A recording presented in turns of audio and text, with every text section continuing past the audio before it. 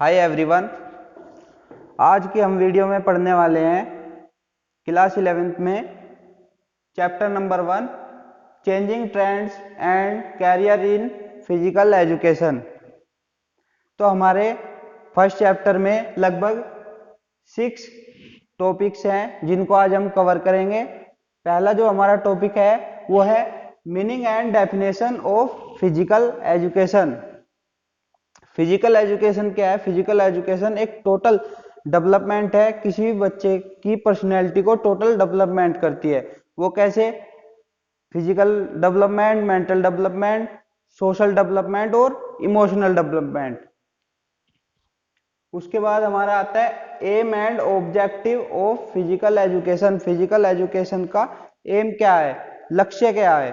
तो physical education का लक्ष्य है कि हर एक बच्चे के अंदर फिजिकल डेवलपमेंट करना, इमोशनल डेवलपमेंट करना और सोशल में किस तरीके से उसे रहना है, किस तरीके का व्यवहार उसे करना है, उन सब का विकास करना फिजिकल एजुकेशन का एम होता है। उसके बाद आता है changing trends in physical education, कि फिजिकल एजुकेशन में क्या क्या बदलाव आए हैं।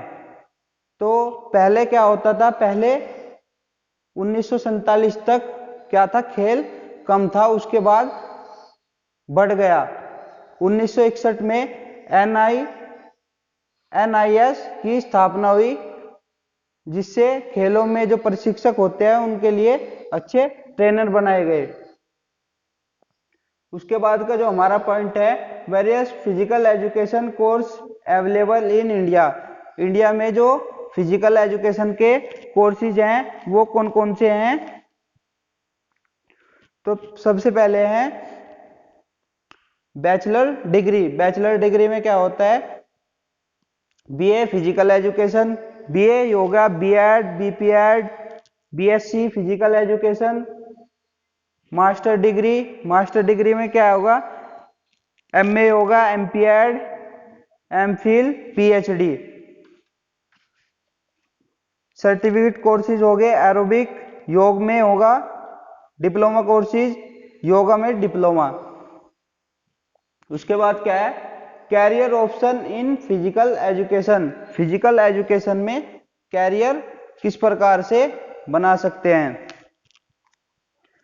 तो आप प्राइमरी स्कूल में अपना कैरियर बना सकते हैं, मिडिल स्कूल में, high school, senior secondary school, college and university school, teaching में और कोचिंग में। Coaching career in physical education coaching में बना सकते हैं। कोचिंग में कौन कौन से हैं? Health related career, administration, sport departments, department of physical education. एक होता है performance related careers. As a player के आधार पर आप अपना कैरियर बना सकते हैं। As a official, book writing, book लिखकर, स्पोर्ट फोटोग्राफी, बुक पब्लिशिंग कर कर, स्पोर्ट ब्रॉडकास्टिंग, मार्केटिंग।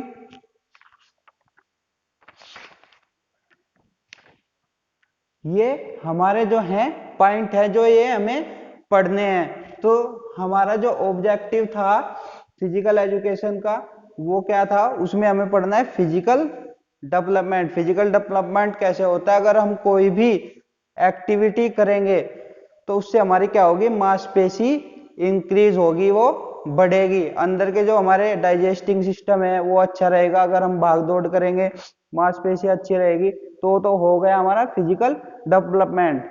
इससे जो हमारे ऑब्जेक्टिव है। दूसरा क्या है? Mental development. मेंटल डेवलपमेंट कैसा होता है? मेंटल डेवलपमेंट ऐसा होता है कि हमें, आपने देखा होगा कि हम ग्राउंड में खेल रहे हैं, कोई मैच खेल रहे हैं, तो मैच के दौरान ही हमें बीच में बहुत सारी स्ट्रैटेजी बनानी पड़ती है, माइंड लगाना पड़ता है कि कौन से बैट्समैन के सामने कौन से बॉलर को लगाया जाए, या कबड्डी में कौन से रेडर को भेजा जाए, कौन सा डिफेंसर खिलाना है।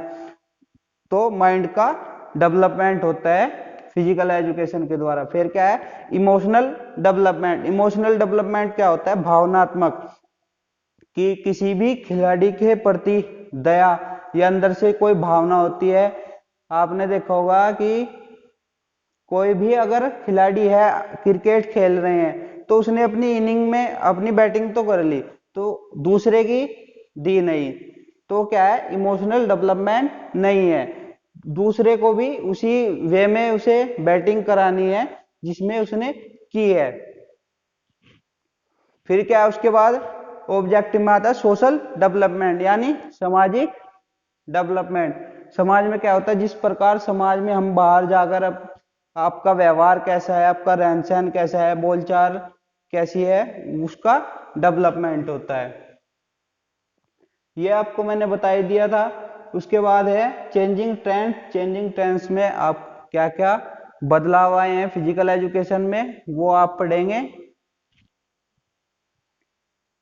फिर उसके बाद जो कोर्सेज अवेलेबल है इन इंडिया में, यानी इंडिया के अंदर फिजिकल एजुकेशन के जो कोर्स उपलब्ध हैं, तो पहले आपको क्या करना पड़ेगा, 10th प्लस 12th करनी पड़ेगी। उसके बाद फिजिकल एजुकेशन में BA, BEd, physical education BPEd, ये आ रहे हैं आपके बैचलर डिग्री में। ये कोर्स आपको करने पड़ेंगे, जिसके बाद जो है आपका कैरियर आगे बढ़ सकता है। उसमें सर्टिफिकेट कोर्सेज भी होंगे, डिप्लोमा भी होंगे। डिप्लोमा आप योगा के कर सकते हैं। उसके बाद मास्टर डिग्री कर सकते हैं, जिससे आप डिग्री कॉलेज में या कॉलेज यूनिवर्सिटी में पढ़ा सकते हैं।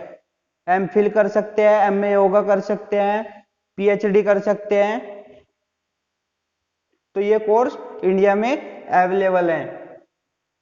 फिर बात आती है career option in physical education, यानी 3 प्रकार से इसमें हमारी जो बुक है उसमें बताया गया है। सबसे पहले बताया गया एज ए प्लेयर के रूप में, आप एक खिलाड़ी के रूप में अपना कैरियर बना सकते हैं। टीचिंग, कोचिंग और परफॉर्मेंस। सबसे पहले टीचिंग में कौन सा आ जाएगा, हमारे प्राइमरी स्कूल में, middle school, high school, senior secondary school, college and university school, इन सभी में अपना आप टीचिंग में कैरियर बना सकते हैं। कोचिंग में किस प्रकार से बना सकते हैं, कोचिंग में अगर कोई क्लब है, कोई ट्रेनिंग सेंटर है, वहां पे आप क्या कर सकते हैं, किसी भी गेम में अगर आपका स्पेशलाइजेशन है तो आप उसे क्या कर सकते हैं, अच्छे से बच्चों को कोचिंग दे सकते हैं, उसमें भी अपना कैरियर बना सकते हैं। थर्ड है आपका परफॉर्मेंस रिलेटेड कैरियर। परफॉर्मेंस कैसा होता है कि अगर आप एज ए प्लेयर के रूप में आप अपना कैरियर बना सकते हैं। आपने देखा होगा कि सब कहते हैं कि खेलने कूदने से कुछ नहीं होता, केवल पढ़ाई होगी, लेकिन ऐसा नहीं है। आज के समय में इंडिया को बहुत से खिलाड़ी ऐसे प्रेजेंट कर रहे हैं जो बहुत कम पढ़े लिखे हैं, लेकिन क्या है, वे कामयाब है। किसके आधार पर, अपने गेम के आधार पर। तो एज ए प्लेयर भी आप अपना कैरियर बना सकते हैं। उसके बाद है soft skill required for different career. जो डिफरेंट अलग अलग कैरियर होंगे हमारे, उसके लिए क्या क्या इस सॉफ्ट स्किल होनी बहुत आवश्यक है। सॉफ्ट स्किल में क्या आएगा, communication skill, team work, effective management skill. Communication skill होगी, ये आप अपनी हेडिंग में पढ़ लेंगे। तो इस तरीके से आपको सारे जो पॉइंट हैं वो पढ़ने हैं। मैंने आपको क्लास में भी बता दिया था, और यहाँ पर भी जो पॉइंट है, एक हेडिंग है, वो एक्सप्लेन कर दिए हैं, और नोट्स आपके लिंक आपके जो फोन होगा, व्हाट्सएप होगा, उस पर सेंड कर देंगे।